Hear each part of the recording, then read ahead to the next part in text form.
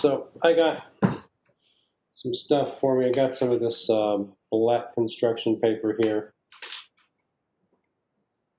I'm going to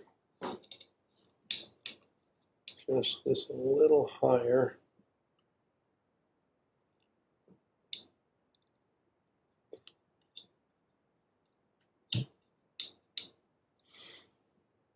Go. A bit better there. Okay. Hopefully that's not too shaky. Okay.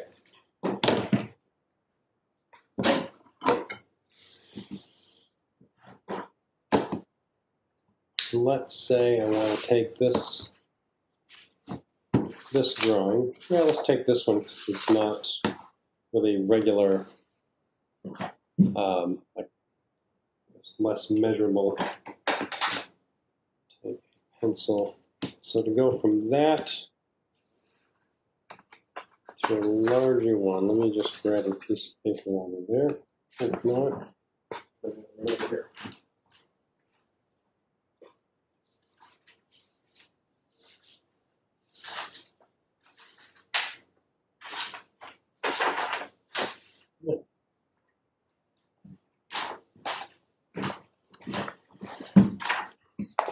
All right, so I think what I will do is just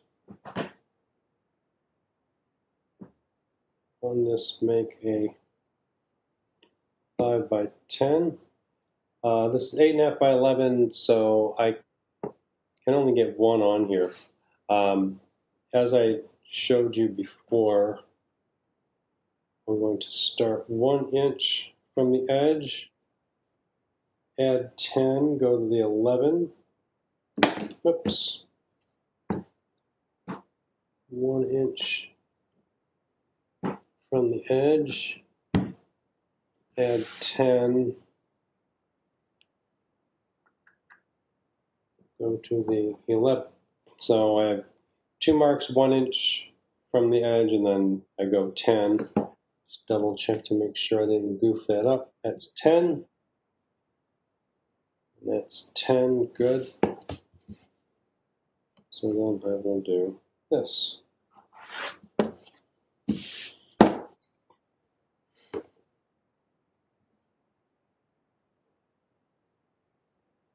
Moving this down, good. So now I'll do 5. I'm just going to come in on the center of this approximately.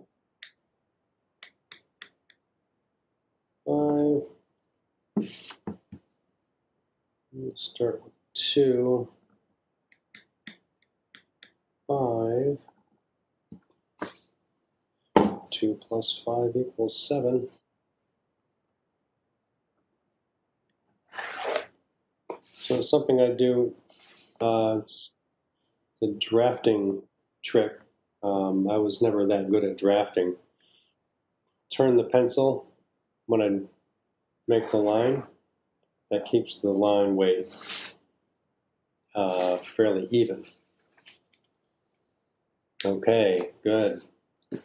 So now I've got this image here.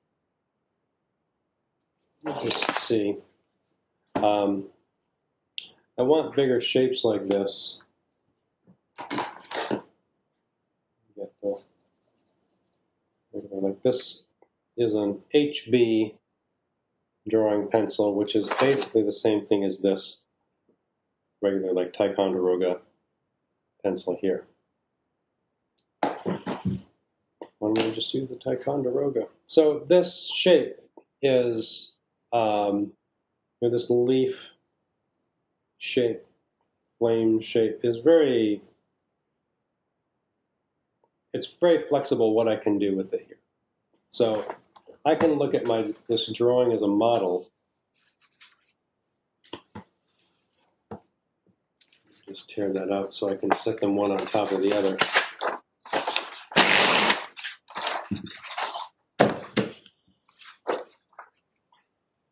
There.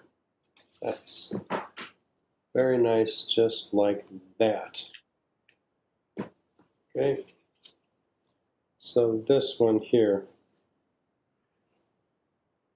Now, going from the smaller drawing to the larger drawing, you get a much better idea of the shape you're going to be cutting out when you go into the final version of this. And I really think it's important when you're doing this to think about like the space in between them. These are going to be black.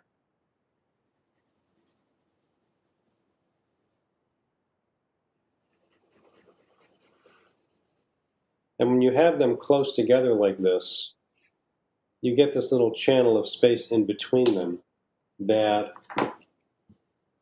can start to create its own shape.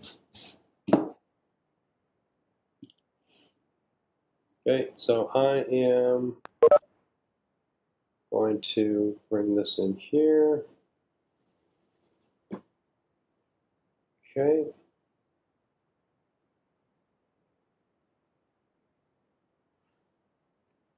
And so I've got this path here flowing. So what I can first do,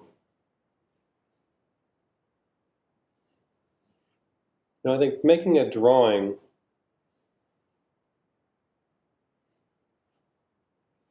there are a lot of ways I can do this correctly or close enough to it. I'll do another one that's more of a, let's see, that's,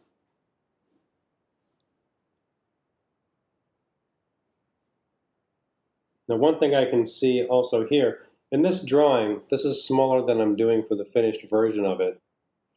And those are very small, and I'm not concerned about whether or not I can cut those out. These, I want to try to draw this in such a way that I would be able to cut them out. So if I have little babies like that, little fella right there, I don't know that I can cut that out. So I'm going to say, no, don't make them that small.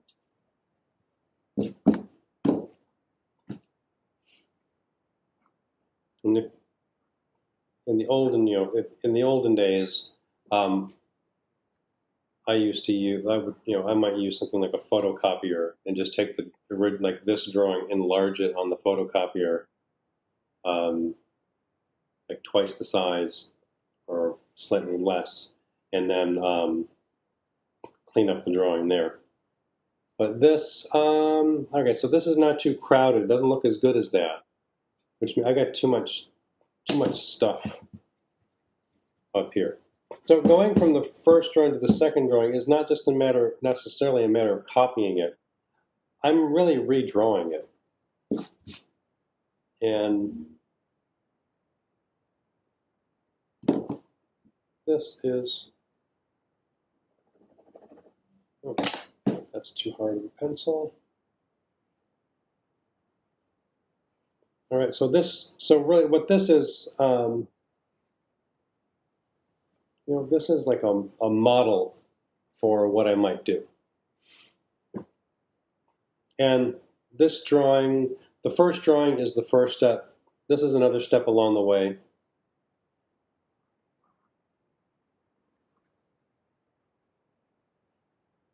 In design,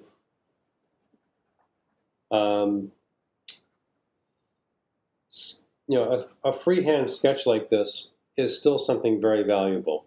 Finished work is done with digital media, Photoshop, Illustrator, AutoCAD, Revit, SketchUp, all these different programs for different different types of design work. But the ability to sit down and make a sketch like this is way faster. If you're talking to someone about a design, and you're just at the very beginning of the process of visualizing it, it's really helpful if you're comfortable enough to sit down and just start drawing something. Because here you can like try something and see, oh, no, that's not going to work. And you can correct it before you spend the time to very carefully build it in some digital program. which takes a long time, you don't want to find out that like, oh yeah, I should have thought about that a little bit more before I spent hours creating it in SketchUp. So I am a proponent of learning to draw by hand, freehand especially. You can use a straight edge to draft some of these things, but drawing freehand is a really useful skill. When people see that you can draw freehand, they just assume you know what you're doing. So it's a really good demonstration of competence. Okay, so there I have a larger version of that. And that's not too bad. Maybe I need to make this a little thinner here.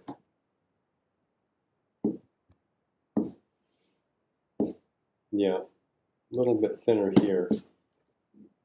Not so crowded, that's better. I don't want it to look like it's just too dense. Maybe I see like test, so challenge how small I can make these. Okay.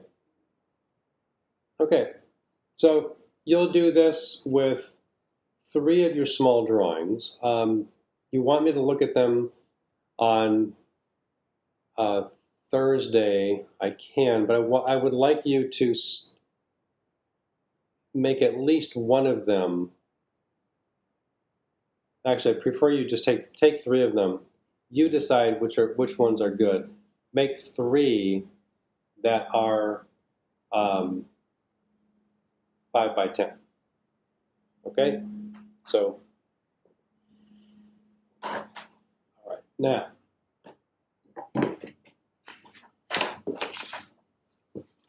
let's talk about making this in paper. So black paper here. I think I might just start by snipping off a piece of this. Don't use scissors to try to cut straight edges. I'll show you like cutting straight edges in just a sec here. But Nick, I can see I've got like an approximate size. You know, that'll cover that up. Just make sure you can see clearly what I'm doing. So I'm going to try to make this.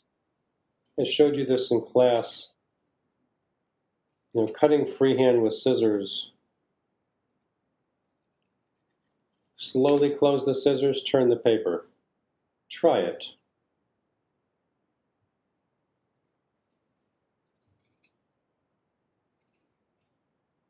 Yeah. Well, things don't always go exactly as you plan. Look at that. Not too bad. I could probably make that a little smoother. So if I can see I've got, you know, about that size, this piece that I cut off is the right height for a lot of them.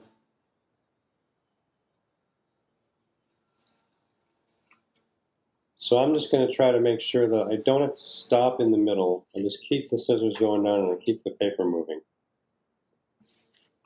And they'll look approximately like what I want. I can use the fragment of that for there. Oops, sorry. Let me make sure that I'm actually on camera here.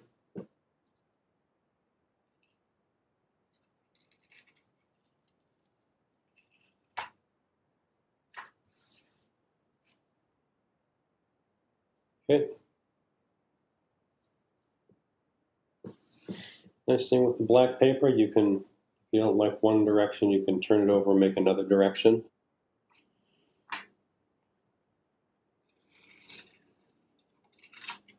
Okay.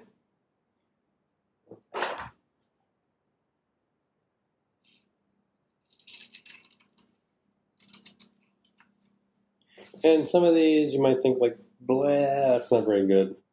I could take this one and make it smaller, since I will need some smaller ones out here. So, you know, there will be a lot of scrap pieces of black paper that you might use, you might not. And I can, oh shoot, in that corner like that. I don't know, it's not really in my drawing. Let's try to make it really small. You're doing this, watch your fingers.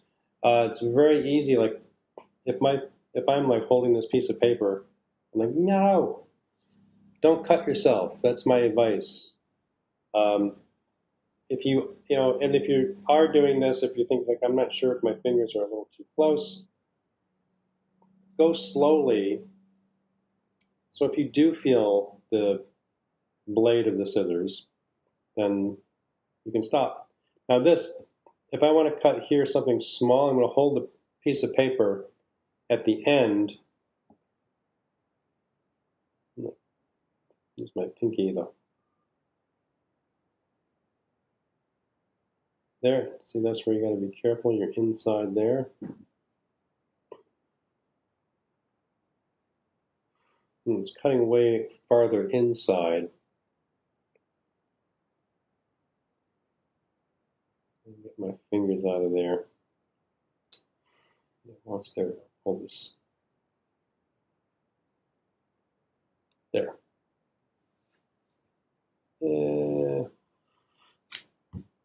Okay, so that's one way you can cut these, and this is actually moving along here.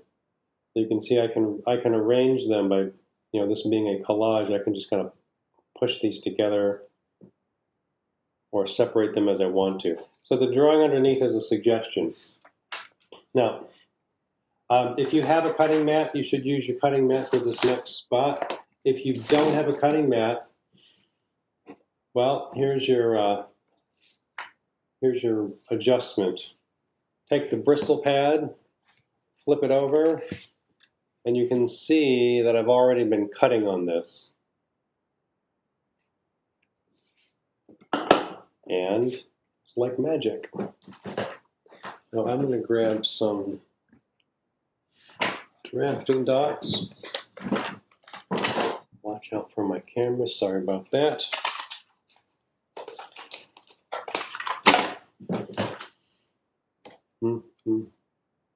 Tape this down.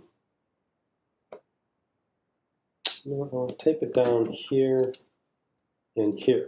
I want the end free because I want it to be able to come off of there. I've got the knife here. If your knife has like a package of blades and it doesn't have the blade in it yet, watch this. With this knife, you hold the collar, turn this to the left or counterclockwise, and loosen it. Don't go too far because then this whole thing will fall off of there. You can put it back together, but there's some like little piece in there that'll probably like, if it falls and then like gets off on the floor and then it rolls and who knows where it ends up, then you got a useless knife. So now there's a slot here that the blade gets in there. Be careful holding this, but then I'll hold it. Hold the that collar and then turn to the right. All right. Now, if I'm too far away from that, I might not get good results there. So, with this tape down, and it's better if you're cutting closer to where the tape is, but I can just pull this. I want to hold it at the top, otherwise it'll bunch up on me. There, that's maybe even better. I think I have a little better control doing it this way. I do need to move that. If you've got a roll of tape, then I would probably you can just tape it across the top and the bottom.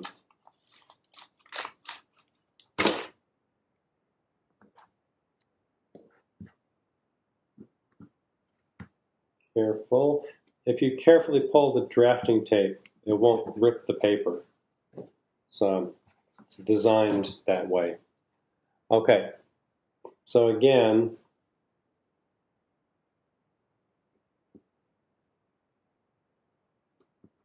and you kind of see, as I'm trying to do this, I see where the paper is pulling, wants to pull away and kind of bunch up. So if I tape it like that and secure it, then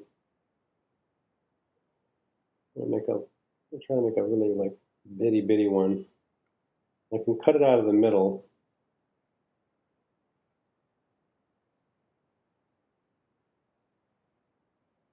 I make sure your cut goes all the way, and I can just pick it up just like that. If you're gluing these down, you can just put some of the rubber cement on the back, stab it, hold it down, take a pencil,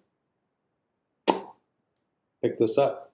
The rubber cement will stick it, and then you let it dry. Just like that. Here. There. All right. So something like that. And yeah, so you can see once you get going and you know how you're cutting these things and what you're making them of,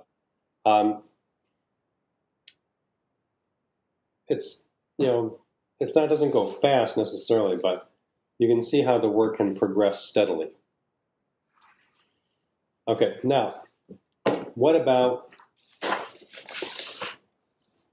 something like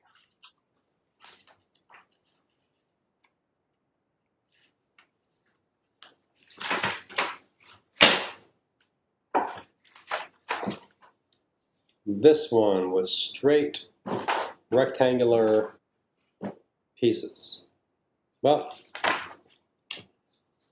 I could freehand the cutting, and actually, it actually is something that you could do, but you don't have to freehand the cutting.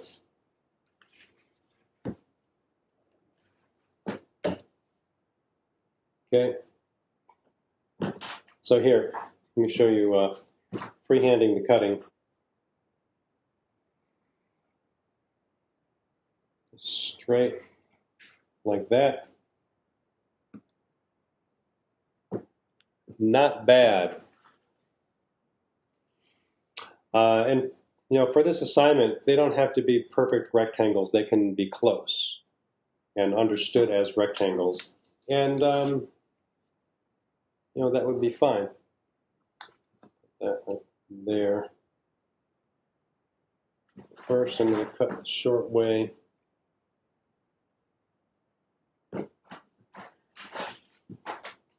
And I'll cut the long way and approximate, hold it down at the top. Firm pressure, a sharp blade will cut through.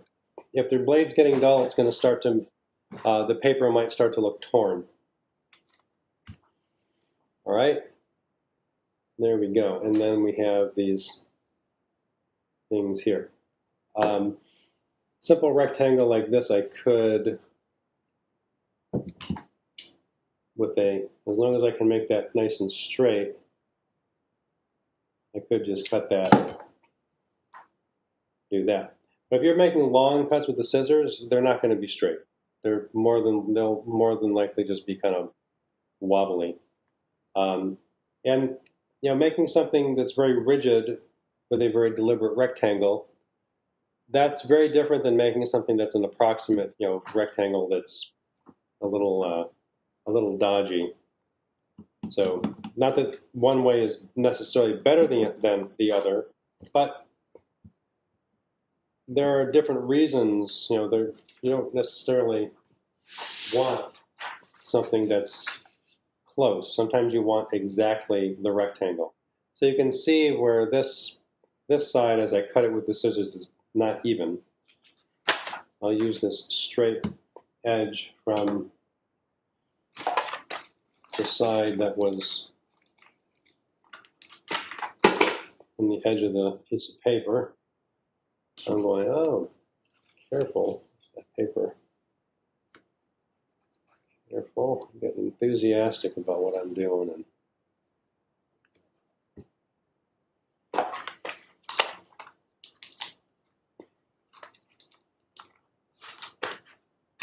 And my tablet looks like it's tilted just a little bit. It makes the bottom of the sheet look a little larger than it really is. See if I can fix that. It's a little bit. The weight of this tablet is a little much for the holder. That's okay. Hopefully you get the idea. Now, marks on here. Enlarge this just a little bit. If I want these rectangles to be 1/4 of an inch wide, 1/4 of an inch wide, 1/4 of 1 inch, I will make marks at, I can start at any inch mark. I'll let this hit the 9 is right on the edge. 1/4 of an inch is there. 1/4 of an inch is there. There and 4. So from 9 to 8, there are 1, 2, 3, 4 marks. F and 1. All right, so those are pretty close. You can see the graphite's a little shiny, so you can see that. I'm not going to use this as the drafting scale as a straight edge with my knife, because this is something that's meant to be, this is meant for measuring, not cutting. I had one when I was in high school, and I used it for cutting, and I found it after I'd gone to college, and it was all cut up, and you couldn't read some of the markings on it. Metal ruler is over here.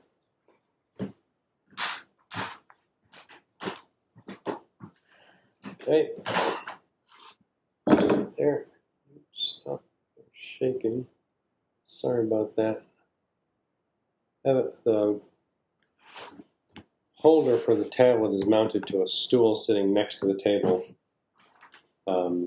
so that if it's mounted to the table, it tends to bounce around and shake kind of a lot, but still does if I walk around on the floor. Imperfect systems. Okay, so here I'm lining this up at, there's a mark there, and there's a mark. Sometimes the graphite's a little hard to see on this. Maybe I should grab a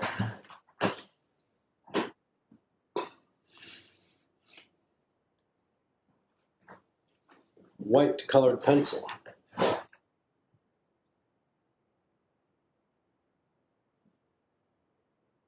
There. Make sure that this is a, there. See that a little bit better. All right, so I've got 1/4 inch markings for these strips here. And when I set the ruler down, I also want to look and make sure that I do see that it's that it looks even across that edge. Sometimes you make a mistake. Sometimes I read the ruler. I just don't really pay attention to what I'm doing, really. And I'll look at it and see like why does it look like that? It's because you made an error. Good. That's good. Firm pressure.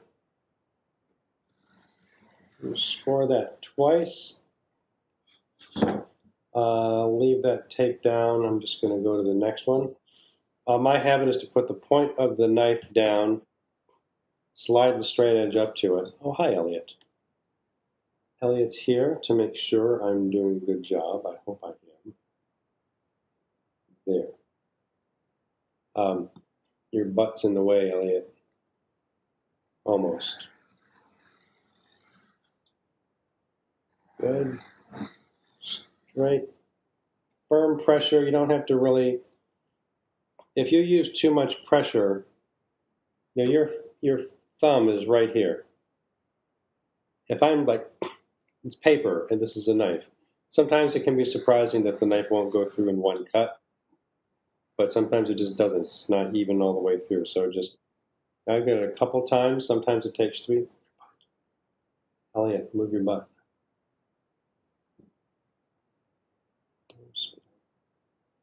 Okay. There and there.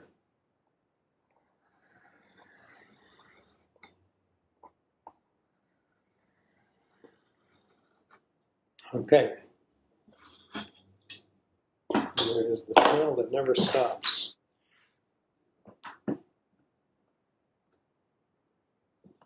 There is one little man. I'm going to move your butt.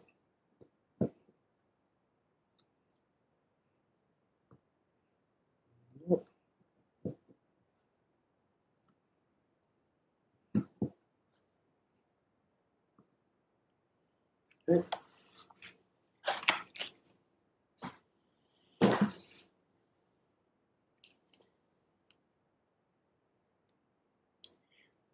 I think I might just. So I think with these short edges, you want to be careful you're not cutting them at an angle.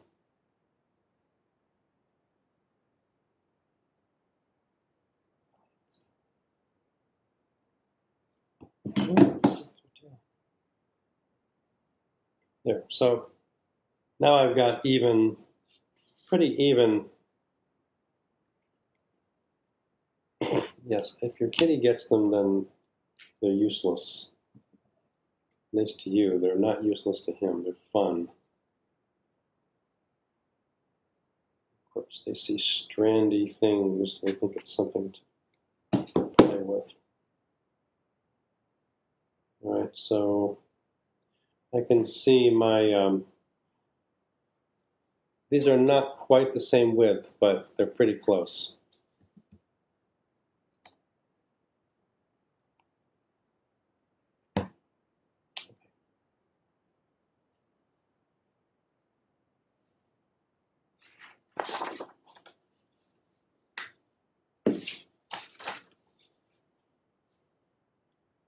I'm going to use this and approximate my rectangle.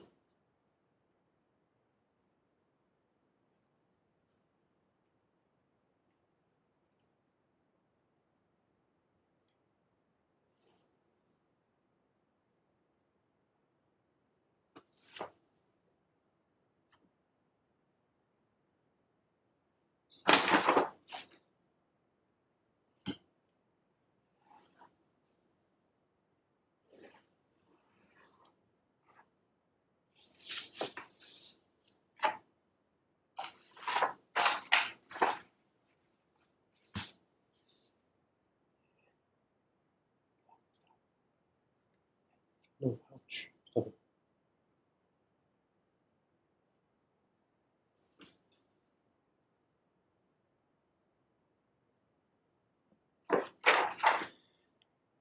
Giving us some idea of the size. There we go. Oh, that's great. No. All right. So now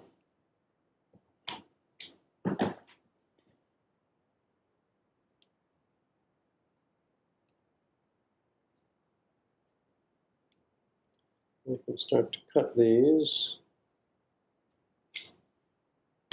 different lengths. And I can start to arrange them. Where's my drawing? Oh, it's on the other side of that. You can see I had a bunch of them here. I think I want to make these a little offset. Yeah, that's better. Something maybe a little closer. So similar to the that flame leaf shape, I can just like cut a bunch of these and then just start sliding them around. Longer. I can also see, like, based on the drawing I did first, these are about, you can see this a little bit underneath here. What I cut is about the width of what I drew for the smaller scale. I should probably cut some of these at 1/2 inch wide so I can use them for the larger, darker areas.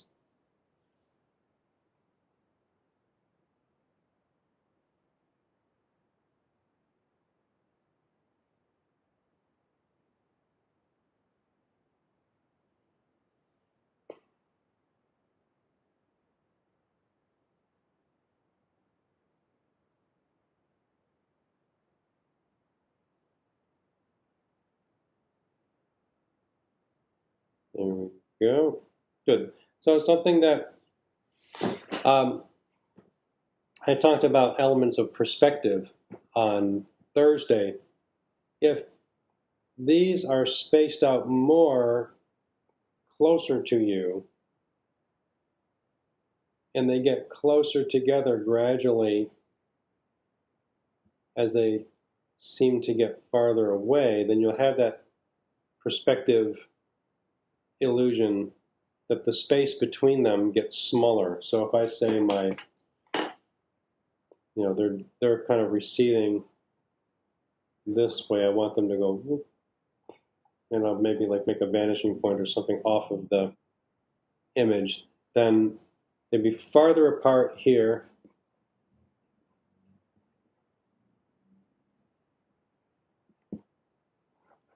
And then closer together, closer to each other. There. So that is what I wanted to show you. Are there any questions about that?